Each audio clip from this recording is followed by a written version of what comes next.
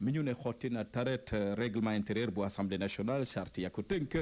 daanaka yoon amatu ca dañ caa jalgati yoon bu ñu sukkandikoo ci député bu Yewwi Askan Wi Ayib Daffé fàttali ne atum 2019 ba léegi yenootul maana assemblée di dalal premier ministre mu fa amal déclaration de politique générale am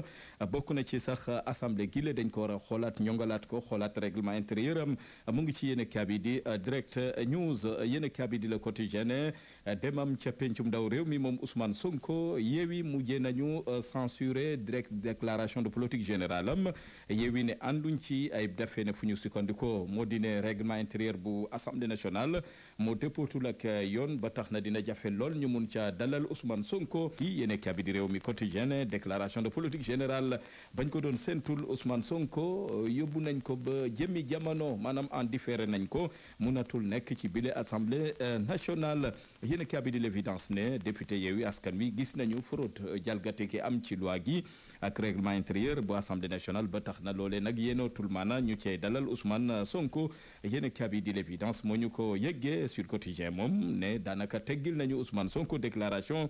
gam waroon a def ci assemblée nationale assemblée mënatu ko tënk ci jamono ji bu ñu sukkandikoo ci Ayib Daffé dikkat na ci jafe-jafe yi nga xamante moom la assemblée di dund ci wàllu règlement intérieur yéen kaabi di Tribune bëgg a xam ana lu ragalloo Ousmane Sonko ana lu muy tiit ba bu du dem ci assemblée nationale yéen kaabi moo ñu ko yeggee ci xëtam bu njëkk mu ngi ñuy dégtal yi tamit li nga xamante ne mooy grâce présidentielle yeeg na mu demee yéen cabinet yooyu la grâce présidentielle daanaka mujjee naa jur jafe-jafe ndax bari na ñañ cay bàyyi ñu ñibbi seen kër yenn saay mu jur loraange ci askan wi ba tax na ñàkkum kaaraange gu yaatoo yaatu lay jur ci réew mi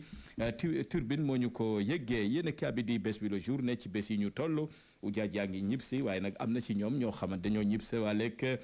coronavirus bu ñu sukkandikoo ci waa turbine bu ñu sukkandikoo ci waa kër docteur bés bi le jour ne tax na nag yenn ci ujaaj yi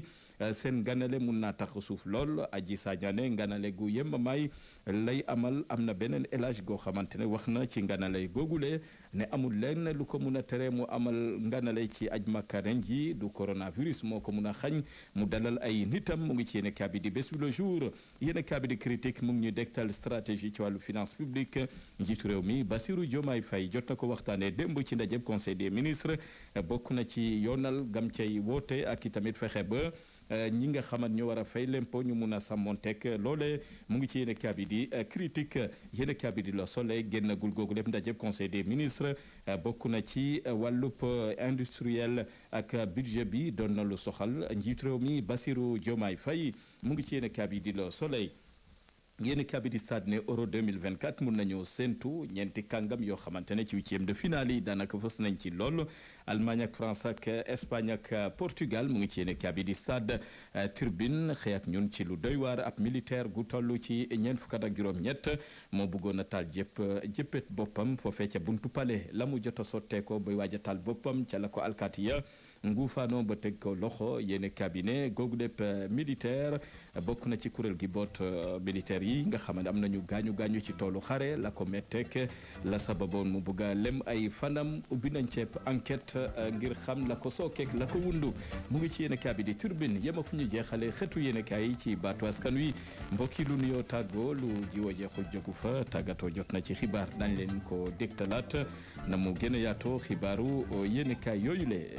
daanaka jaajëfal Adama Ndiaye mi ne woon ci machine bi Fatou Diouf Faye ne woon ci réalisation xibaar yi Abdoulaye Bopp ne woon ci kaddu gi ñu bàyyi leen nag Ajaratu Bijou Thiam daaf mu gungewaat leen ci douceur matinale na mu gën a yaatoo mbokk yi dig daje incha allah 9h ci questions auditeurs yal na jàmm yàgg sax fi dàkk ci réew